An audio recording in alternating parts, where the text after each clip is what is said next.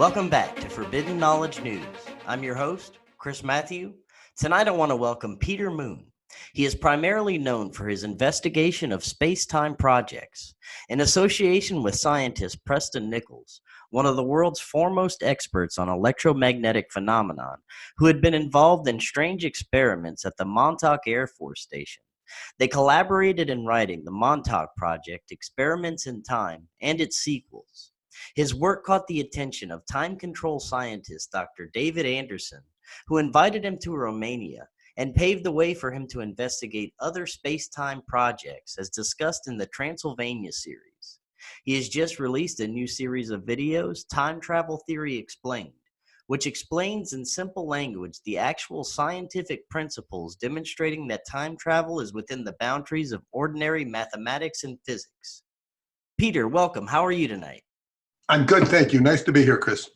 Well, thank you so much for joining us. Tonight is going to be a fascinating one. We're going to be discussing the possibilities of massive inner Earth tunnels and even civilizations. And this is based on the accounts from someone that has supposedly been there and experienced them firsthand in Romania. But first, tell us a little bit more about your background, and tell us also who Dr. David Anderson is and how you got to start working with him. Well, I wrote the Montauk Project Experiments in Time as a result of meeting Preston Nichols, a scientist and inventor who lived on Long Island who passed away a year and a half ago. And he was a genius, very eccentric man. And he found out through a series of circumstances that he'd been leading a life he knew nothing about in addition to his regular life. And that was at the Montauk Air Force Station. And he did a whole investigation which revealed that there was indeed a secret experiment going on out there during the 70s and early 80s. And I released a book, the Montauk Project Experiments in Time, which told his story, but 25 years later, I wrote the silver anniversary to the Montauk Project because I was able to include in that a rather extensive summary of all the investigations we did together to prove that indeed this project did happen. The only thing we were short on was time travel verification. And independent of the Montauk Project, seemingly, we met a man named Dr. David Anderson who attended one of our monthly meetings that we used to have on Long Island, and he basically over a period of years has since taken care of the proof, verification, corroboration that time travel is within the bounds of ordinary math and physics. So I met Dr. David Anderson when he came to one of our monthly meetings. He was a subscriber to my quarterly newsletter, which still exists. The Montauk Pulse, available at skybooks.usa.com. And this is how I met Dr. David Anderson. And his first, at the first time he took me out to lunch, he wanted me to go to Romania, a country he had just returned from prior to meeting me. Very good. Now, tell us a bit about the background of this story. I guess we should start with who Radu Cinamar is, and more about his background, because that's the really fascinating part of the story. Well, Dr. David Anderson had just returned from Romania, and as he said, he wanted to get me there. Then, independent of that, the book, the Montauk Project, had found its way into a Romanian publisher's house. And the Romanian publisher gave this book, the American version of it, to one of his editors. Man's name is Sorin Hormuz. And Sorin, he said to Sorin, he says, look at this book and tell me if we should publish it. Sorin read the book and said, yes, we should publish it. The publisher declined. So Sorin went out on his own, and he formed his own publishing company based upon the Montauk Project Experiments in Time. He's built, that was, almost 20 years ago, and he's built a very successful publishing house. And when he published the book in Romanian, it was noticed by a man who worked in their secret intelligence department, Radu Cinamar, and he saw the book, he read the book, and he sent Serene an email, say, how would you like to publish my book?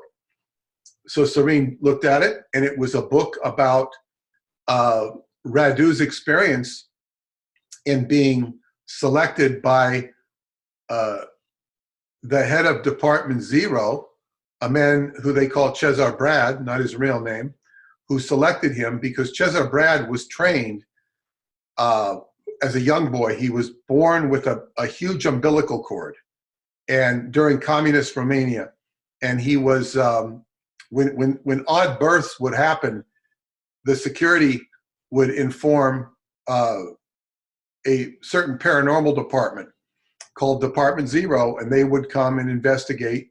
And Cesar, or Cesar Brad, as we would say in English, was put into a program where he studied under secret government facilities where he was already psychically sensitive, and they trained him eventually to be the head of Department Zero.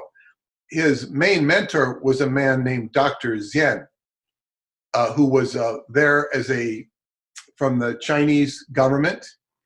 We're talking about Red China during communism. There was a cultural exchange program between communist Romania and communist China. And the Romanians had a very good education system.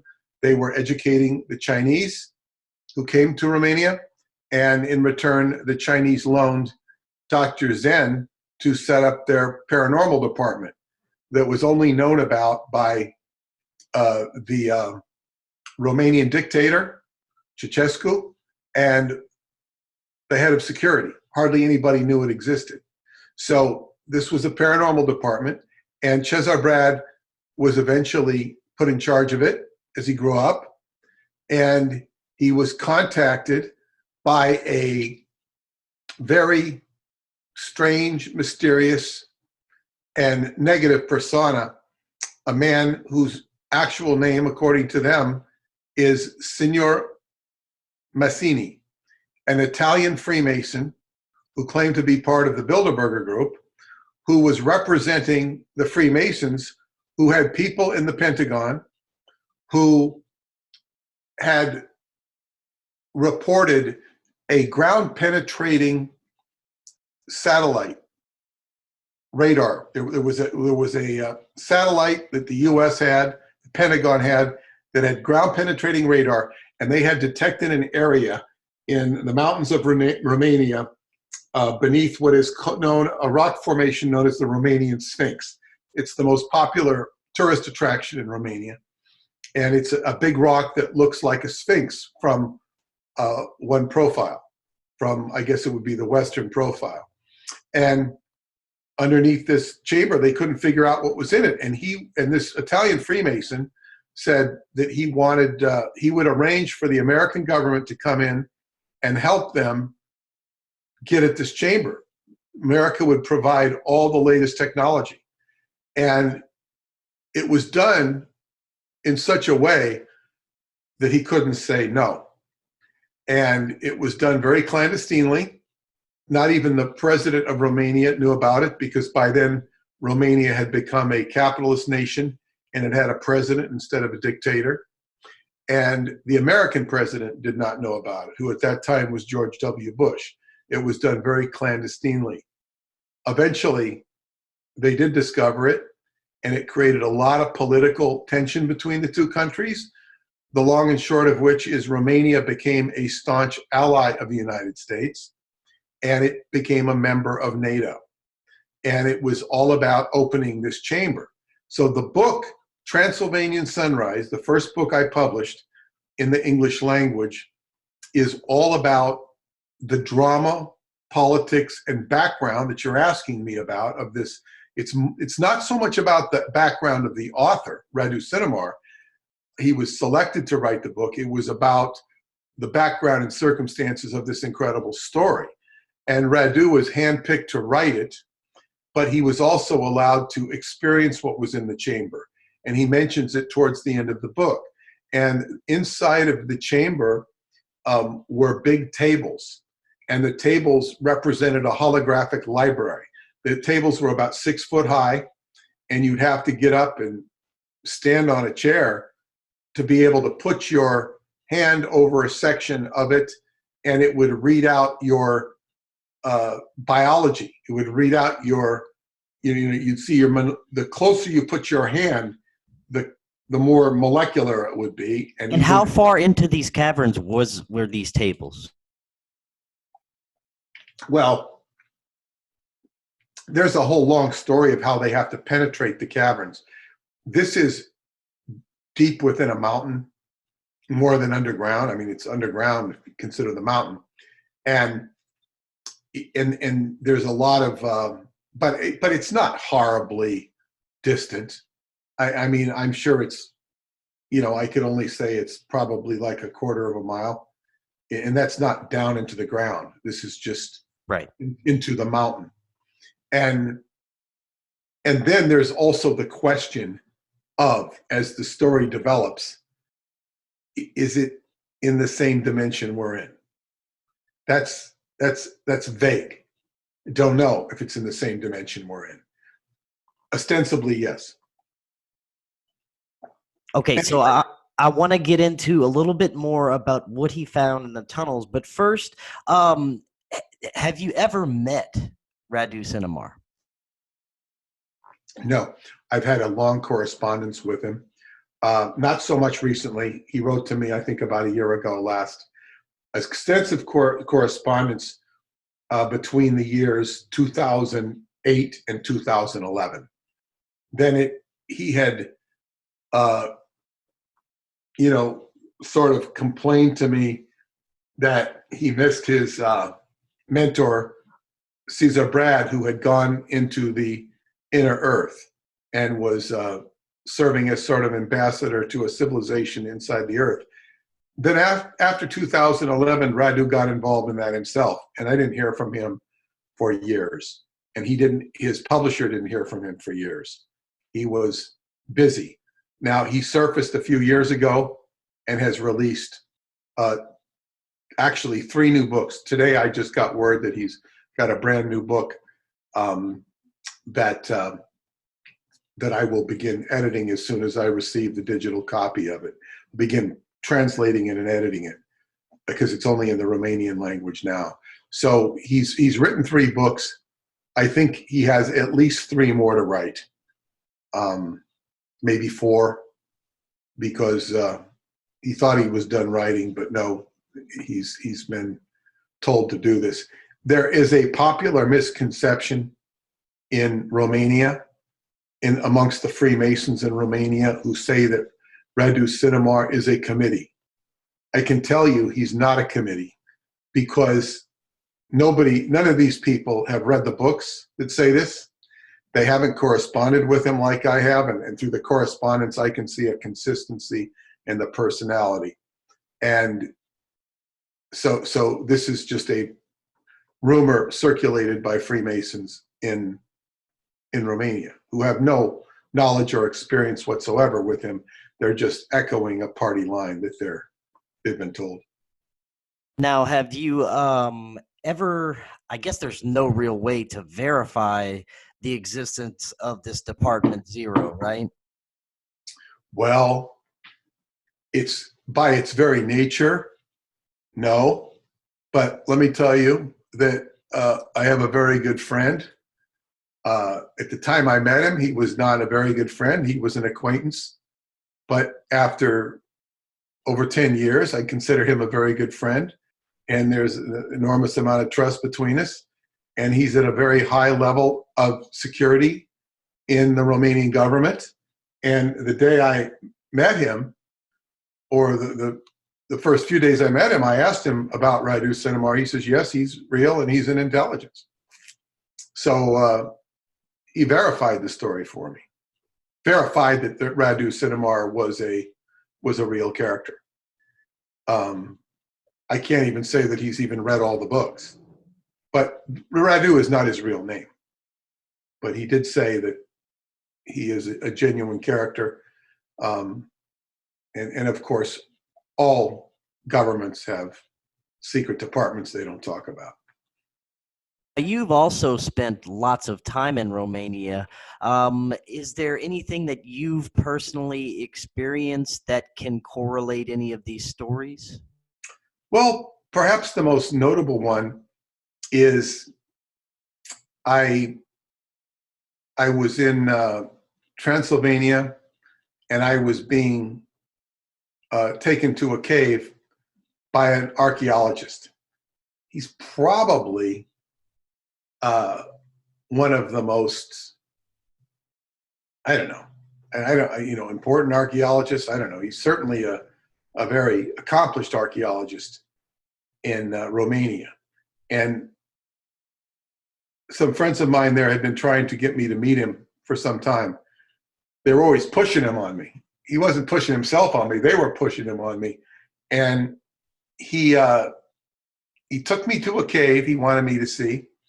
And he explained, when I explained so much of the Radu Cinamar story, he knew nothing of it. And some of the stories that took place in Transylvania, he said that these line up with many stories that he's heard from the local population, because he's talked to a lot of people in the valleys of Transylvania, and he actually gets a drone and flies the drone through there, mapping out areas and whatnot. And he said that the people often don't talk about this stuff because there might be an instance where a family member disappeared, went into a cave, disappeared, or died or whatnot. And it's kind of like they don't like to bring it up necessarily. They might bring it up if they felt safe with you, but it's not something they really like to talk about. Very good. So let's go back and talk about what Radu experienced when he entered these tunnels. You spoke of some tables, That's biometric right. tables. What else did he experience? Well, he was allowed to go into the chamber. The chamber had been breached in August of 2003. And he said that he was allowed to go in there for a very short time.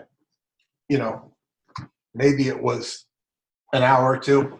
He was allowed by who? By his mentor, Cesar Brat. And now at that time, the tunnel was guarded by Romanian and American military. There was a alliance between the two countries. So who could go in and out of there was very, very secure. So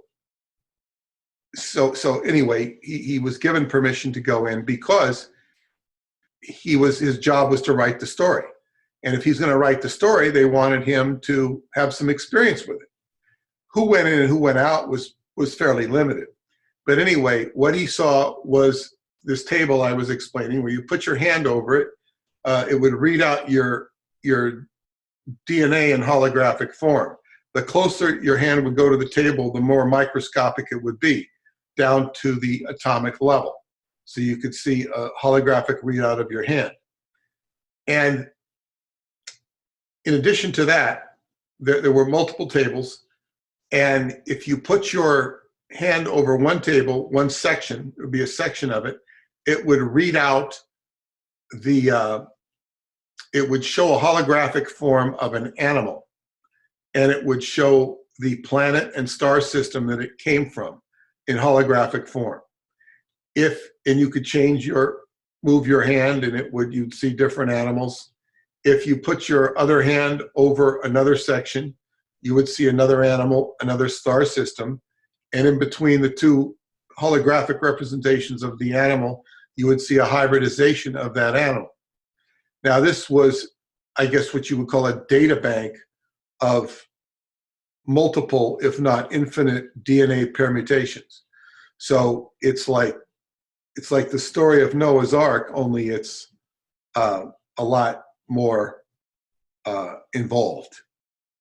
And in another part, in I guess what you would call the core of the chamber, was a place they call the projection hall, where you could sit down and and watch on it wouldn't be a screen, you'd watch a holographic representation of the history of the world. And the device was bioresonant, whereby what you would watch or see would be different than what I would watch or see, would be different than your friend or my friend would watch or see, because it's sort of a biofeedback arrangement. And I say it would be different because, you know, your genetics might be different. You might focus on one part of history that you were either predisposed to by reason of personal interest or your genetics or life experience. And mine would be a little different indeed.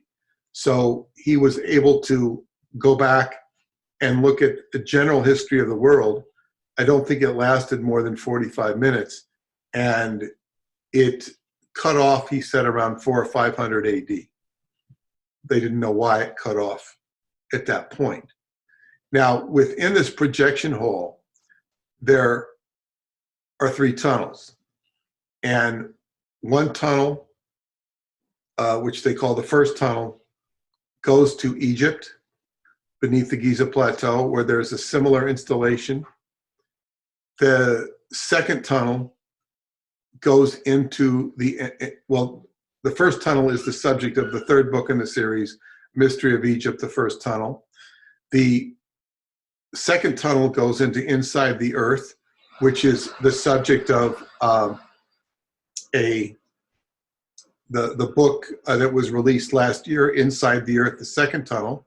And the 3rd tunnel goes all the way to Tibet via a tunnel to Iraq. And that has just been published in Romanian. It's called The Etheric Crystal, the 3rd tunnel. I have not read that book yet. Now that is fascinating. So he eventually made his way through these tunnels and encountered beings, correct?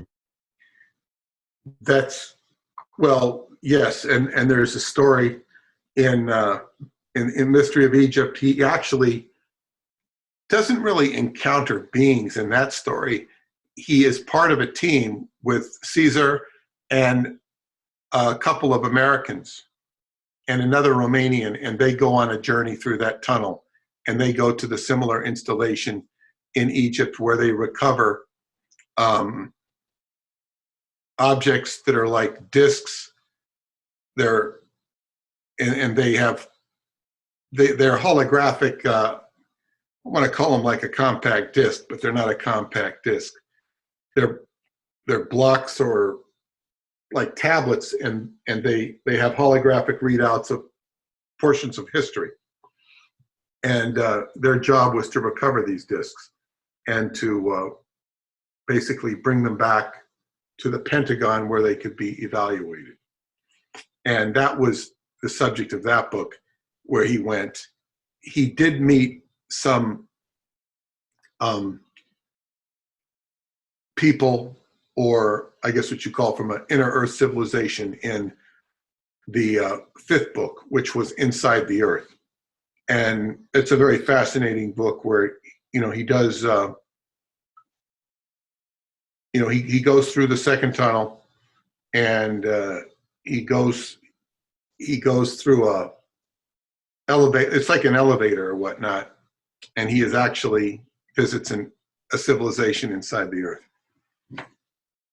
Now, you said that these chambers may actually vibrate at a different frequency than are existing, correct? Well, yes, he does say that when you get beneath the Earth, and he goes into it in quite detail, into the physics of the inner Earth, and how that physicists are working on an assumption. And he goes into the science of it. They've all been working on an assumption based upon something called the Cavendish experiment, which they conclude from the Cavendish experiment that the Earth is iron nickel inside, and there's molten lava. And while there is molten lava inside the Earth, it's not to the extent they think, because the Cavendish experiment is all based on faulty assumptions. And he goes into the details of it, and you can read the book to find out. But he creates an argument that, regular physics has it all wrong. And he also explains that when you hear these stories of people going into the poles or into areas where they make contact, these are changes in vibrational frequency. So in other words, the Earth that we're living in today is operating at a certain vibrational frequency that we are embedded in or addicted to. And when I say addiction, it's just like, if you wake up and you don't have a floor to walk on, or a kitchen to walk into and do your morning routine, and a bathroom to use, you're going to be pretty disoriented. So we're addicted to this domain and reality because we're invested in it. So consciously.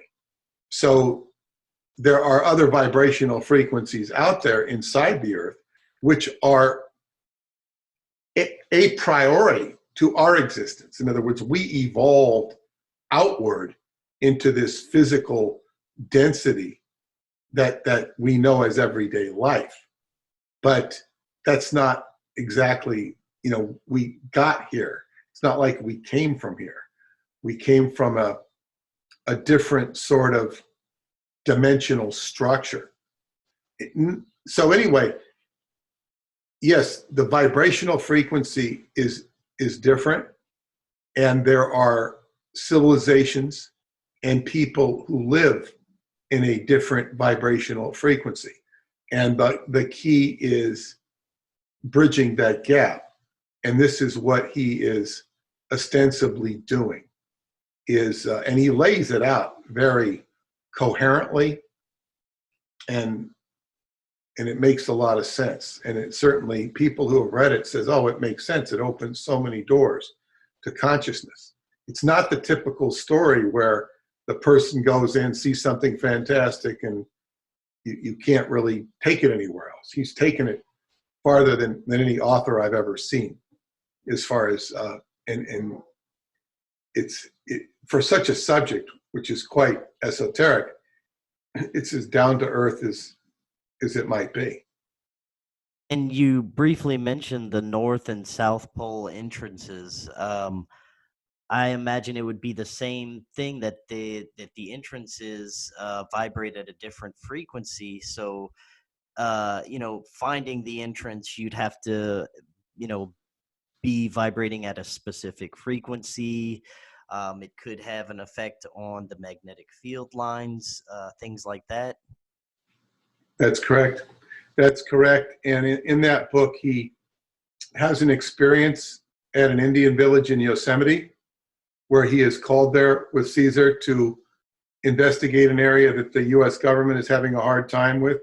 They can't penetrate it, and their entrance to the inner earth there is not facilitated with technology, which they're used to, but by a shaman of the Yosemite or the Miwok Indians. And likewise, when he goes to Argentina, Tierra del Fuego, he's down the southern tip of South America. They are also facilitated by a shaman who takes them through, I think it's into a cave, and end up going into a door inside of another civilization within the earth. So there again, you have, and the shamans are typically understanding of different vibrational frequencies. So the thing is, if you want to tune into this world, it requires a shift in vibrational frequency. It's not something that you're going to go down and bring the 60 Minutes crew down there and say, we're here at the inner earth. Here's the portal to the inner earth. It's sort of like Dorothy walking into Oz from her bedroom. That is, it's like she's having a dream, but the dream is a real experience. And that's sort of what we're dealing with here. It's an experience, and it's got full contextualization, and the whole key is becoming aware of a civilization that is not this civilization. Now, you said he actually spent some time in the inner earth with this civilization.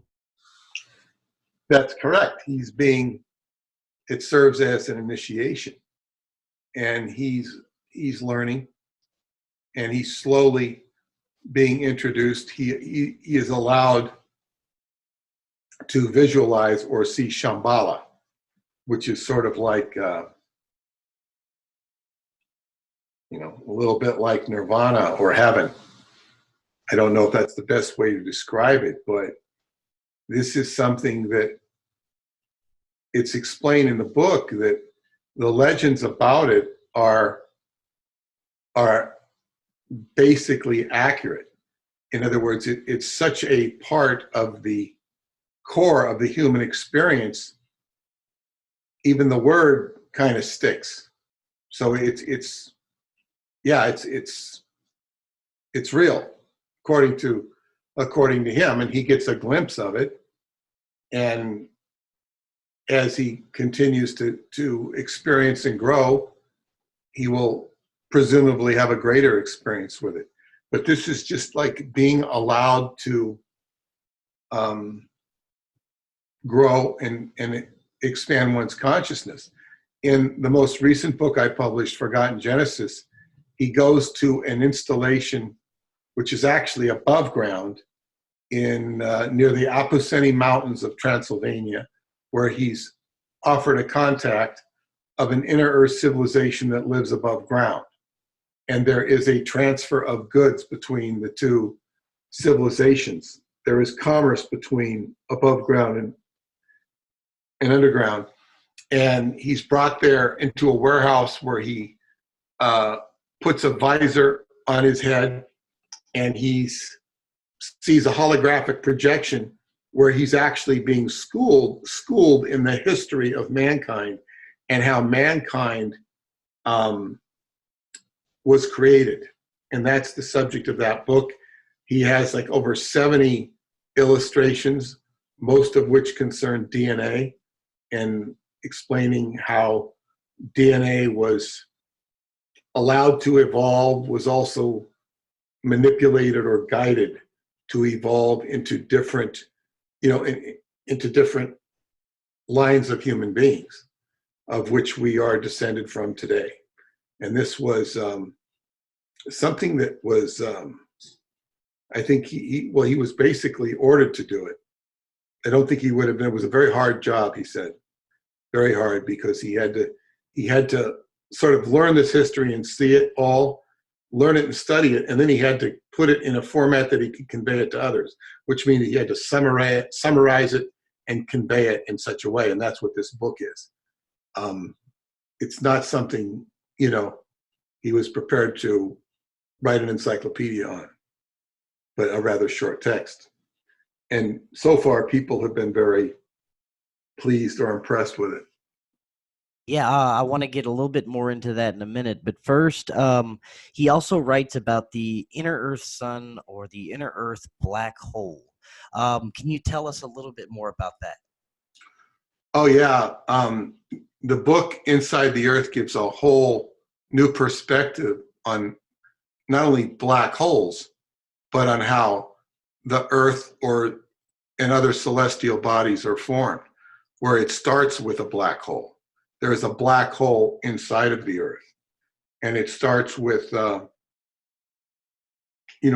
people think that there's just everything sucks in to a black hole, but there are also emissions from it.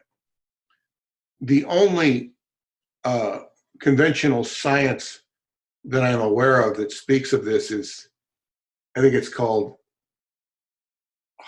it's named after Stephen Hawking, who was credited with discovering it, an emission from a black hole. I think it's called Hawking emissions, or, in other words, but the fact that black holes can emit something. Well, Radu Cinamar is saying, and it's not him saying it actually, he's learning this from Dr. Zen, the Chinese scientist, or not scientist, paranormal scientist, who's basically saying that what emits from a black hole is a substance it's referred to as ice. It's similar to ice, water, frozen water. And he goes into the details of how that manifests, and eventually you'll have fire. And this harkens back to what the fire and ice theory that the Germans used to believe in, but that has always been rendered very inaccurately and disrespectfully, because there is a foundation to it which the critics of Germany, as a result of them losing the war, they're disparaged as crazy people. Yet German science is far superior to anything the Americans had. And the whole space program in America was based upon German science. So what they'll do is they'll throw out the baby, and they will take the more far out aspects or more esoteric aspects and bastardize them, not explain them. And then, basically, so this book is not German science. However, it does correlate or correspond, because you have to remember or realize that Germany is not called Germany in Germany. It's called Deutschland. And Deutsch is derived from the ancient name for Romania, Dasha, Deutsche, Dasha. You have a different, enunciation. You also have the Dutch. So it's like the Germans come from this area, and their roots, their ancestors. So this theory kind of like migrates and is changed and whatnot. But that's so basically black holes are more universal than might be thought. They're just not in space. And he even talks about the center of an atom being like a black hole. It's not to say that all black holes are the same, but it's a central reference point, and it's a central focal point of creation. And this would be a major source of energy for these inner Earth civilizations, right? Well, not necessarily in that context. There are what you might call suns inside the Earth that would be representative of that, but it's they're all under different circumstances. There are sources of heat and light. It's almost like life will figure out a way, much like you might see designers designing different lighting systems in different buildings or houses. Well, when you have certain places that need to be terraformed or created, designed for living, you have different circumstances, and life finds a way.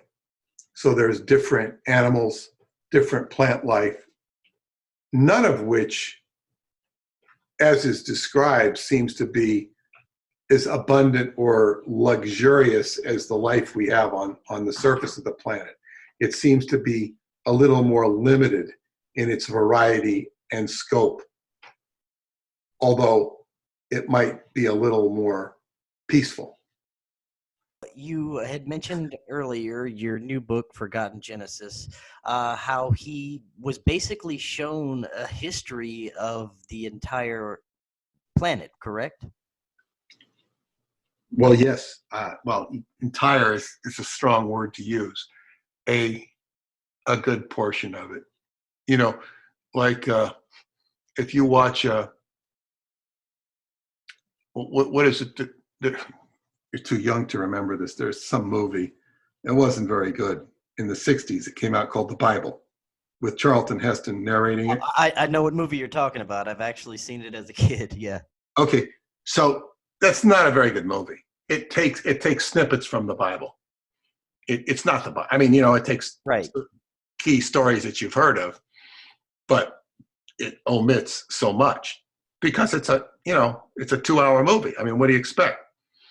So you might say that his book is giving a history of how DNA was formed. And of course, you're going to have to.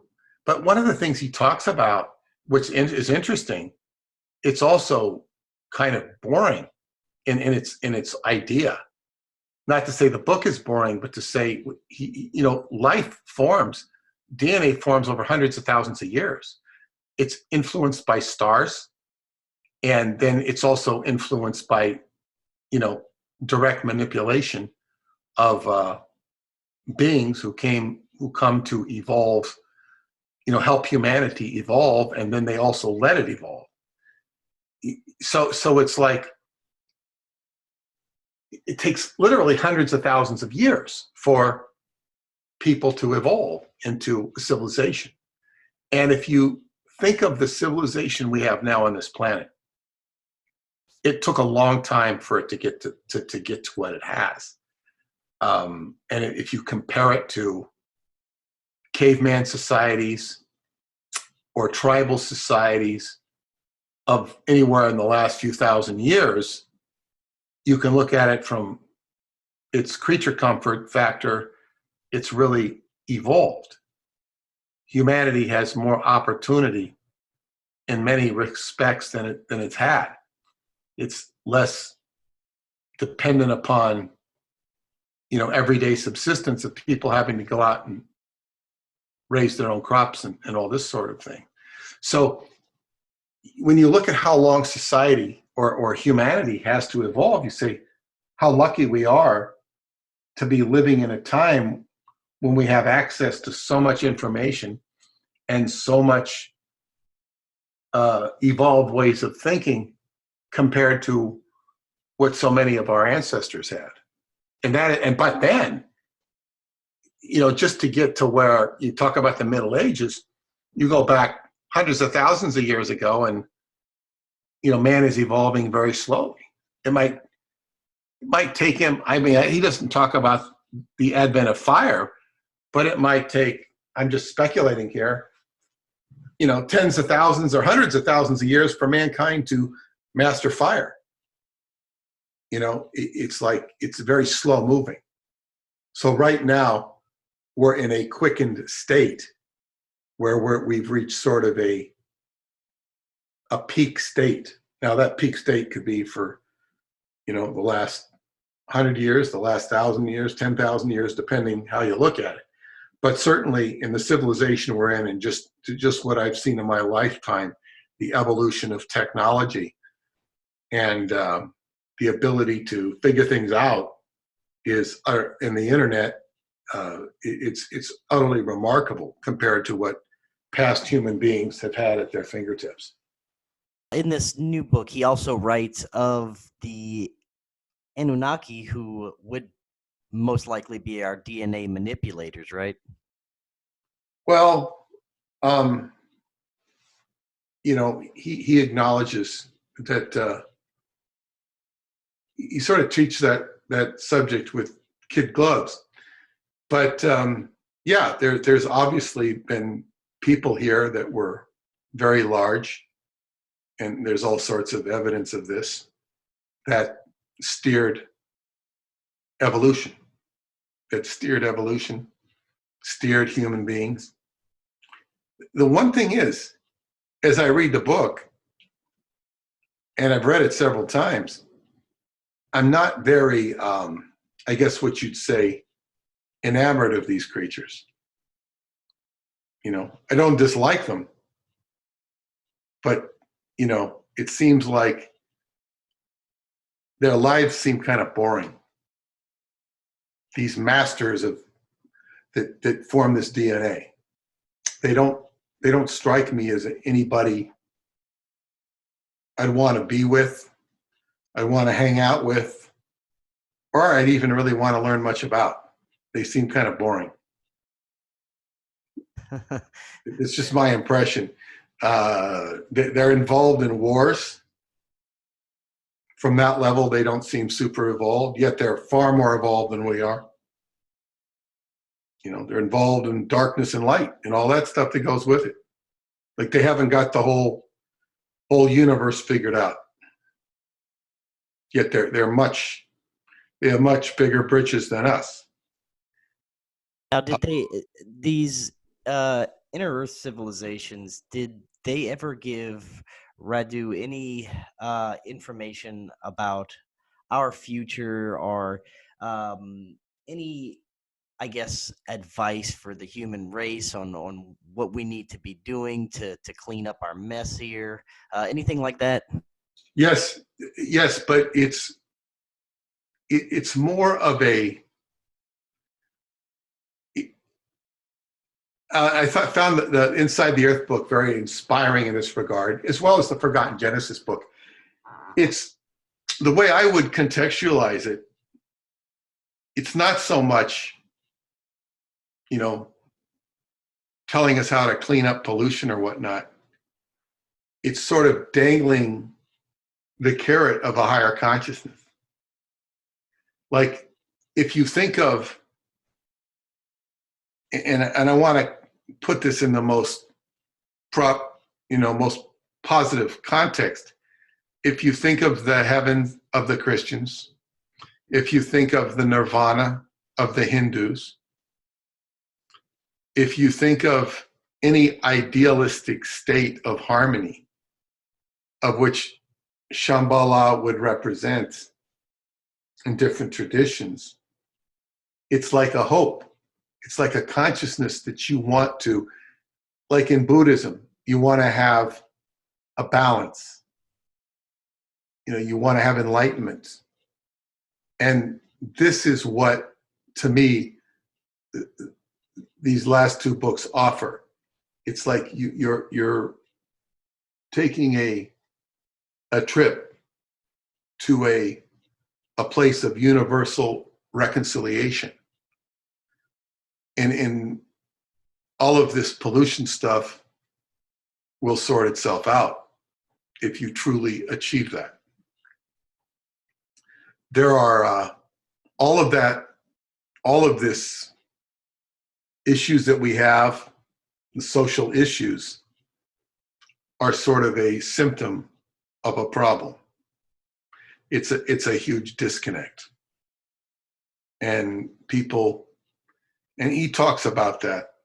He talks about that negative influence that is seeded over generations of hundreds of thousands of years. That is it's based upon greed, and sort of like the cardinal sins that sort of will downgrade civilizations. So it's basically, yeah, the hope is a consciousness that's very beautiful for the soul. And that's how I view it. You said that he is still writing and he will have more books. Is that right? Yes. I've spent so much time in the last 2 years doing his 2 books that I don't remember which one he said was which, but I think in the book Forgotten Genesis, I think he said he had 6 more books. So so he's coming out. He just came out with one. So I'd say we have at least 3 or 4 more books. That's what he says. Now, when he finishes those, he might have more. I don't know. Now, do you just communicate via email with him? No, he has not maintained email with me. He, as they say, he stopped communicating to me in 2011, the end of 2010, after a pretty routine correspondence every, so often I'd hear from him. Some of it was on business, but some of it was just him talking to me. And, he has promised to do everything he could for me to see some of this stuff someday. He would really like that, he said. And of course, that was like 10 years ago. And then he wrote to me a couple years ago, and he wanted to know why I hadn't published his book, The Inside the Earth. And I wrote back to him and told him, he said, did I not like the book? And I said, no, I haven't received the book yet. The publisher never sent me the book. Huh. So I didn't even know that it existed. Or maybe I did know it existed, but the publisher wasn't answering my emails. So it was very frustrating. In fact, it took me even after that. No, maybe it was about that time I asked for my Romanian in-laws to bring me the book. They brought me the book, the actual physical book. And I, copied it and had it sent to a translator, which was a fiasco. I had so much problems getting that book translated. I eventually had to use what I could of that translation and Google translate it and use the two translations to figure it out. It ended up a very successful translation, but it was very difficult. It was very difficult. And my wife is Romanian, so she helped me. But she also had great difficulty with the same things I was having difficulty with because of phraseology and whatnot. But anyway, it got done. So the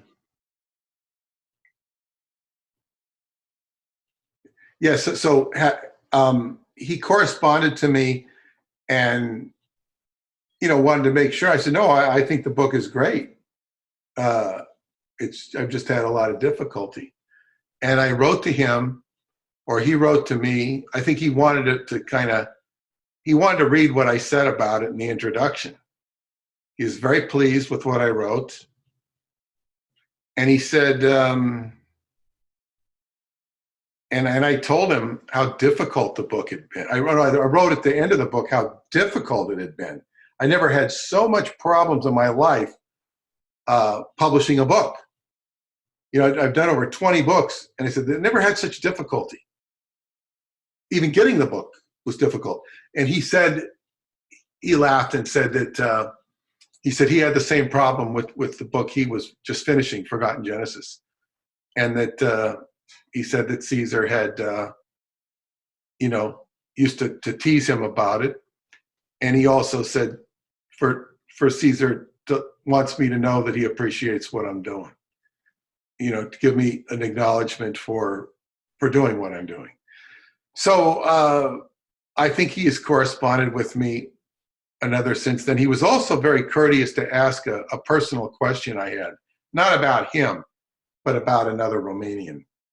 And he gave me a pretty detailed answer, which was very nice.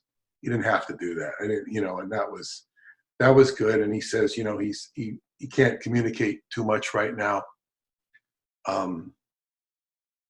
But there's a whole process going on with these books. So it's like, it's really an experience. I don't just translate them. I kind of live through them because I have to read them and proof them several times. So it gives me a sort of it's almost like it's like a personal initiation to go through this information, read it, absorb it, and then where does it all come out at the end? I know that for the next few years, there's been talk or whatnot of me experiencing some of these things or maybe getting access to some of them. But right now, my job is, at least for the next 3 years, is to be working on his books and a few others. to, that's my job in life. So I know for the next 3 years, I'll be working hard on this stuff. Well, the information is definitely fascinating. It's definitely worth taking a look into. If people are interested in picking up the books and finding out more information, where can they go? They can go to skybooks.usa.com. We have a special on the new book offered with a brand new book that I've written. Another one, and all the books are listed there. You can also find the books at Amazon.com and on Kindle. The ebooks are on Kindle, Nook, and iTunes. Very good. Peter, thank you so much for coming on tonight. That was fascinating information. And when you get the next book, we'll have to have you back on. Okay, well, it was a pleasure, and thank you for having me.